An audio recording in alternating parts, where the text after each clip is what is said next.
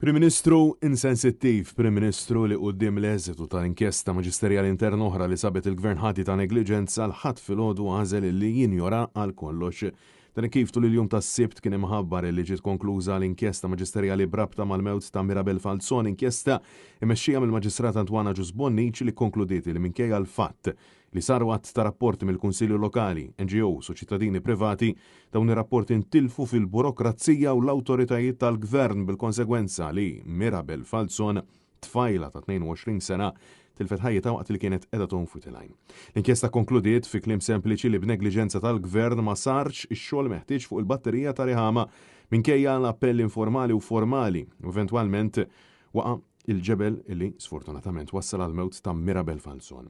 Minkejja din il-konklużjoni jibsa Roberta Bela ma lissen ebda kelma dwar dan kollu minkejja illi mezz diversi suġġetti oħrajn f'intervista fuq is-Super One. Minflok indirizza l-kwistjoni għażel li jinjora għal kollox u jixħita taħt it-tapej daqs li kieku qatt ma kienet. Roberta Bela għażel li jippompja l-Gvern mexxi mill-Labor li jinsab maħtuf u fi kriżi u prontament irħila toħroġ il-weda ta' trasport tal-massa weda illi l-Gvern Laburista issa qed jiddeletta biha meta jkun daru mal-ħajt.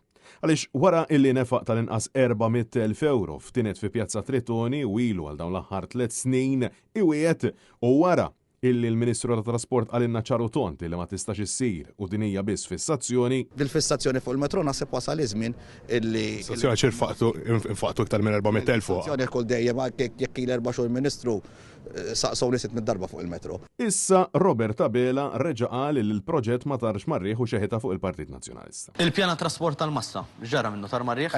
Le ma tar marrieħ xejn, anzi hemm studji li għadhom għaddejjin ukoll għandna ditta internazzjonali ġa semmejnija fil-passat illi għadha tħossib dan il-proċess. Ministru Chris Bonnet let imexxi wkoll dawn id-diskussjonijiet. Huwa proġett illi biex jitwettaq hemm investiment infrastrutturali qawwi li jrid isir.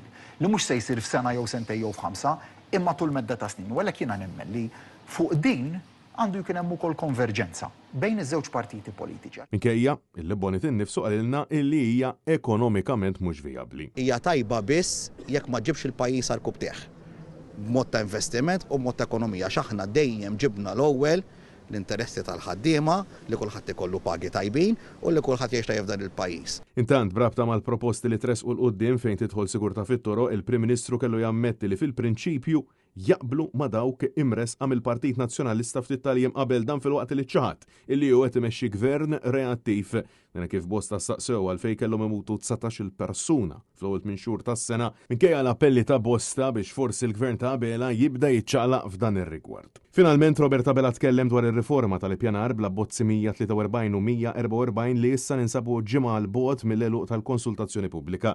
Il-Prim Ministru spjega li r-riforma li jrid hi biex mhux biss jibbenefika minnha s-sinjur biss, iżda xorta waħda biex persuna tiġi regola tiflaħ jew ma tiflaħx tħallas m'għandek xaż l-oħra ħlief illi tħallas. Dan fil-waqt illi fejn jitlu permessi ta' twieqi bibien aperturi jew sansitra b'xejjeġ oħrajn bħal pools mibnija bla permess kellu jammetti li l-Gvern immexxi minnu affiġa bil-kbir. Il-burokrazija fejn jidħlu l-applikazzjonijiet iż-żgħar fosthom dak li semmejt inti affiġnija ħafna. Francesco Catania, Net News.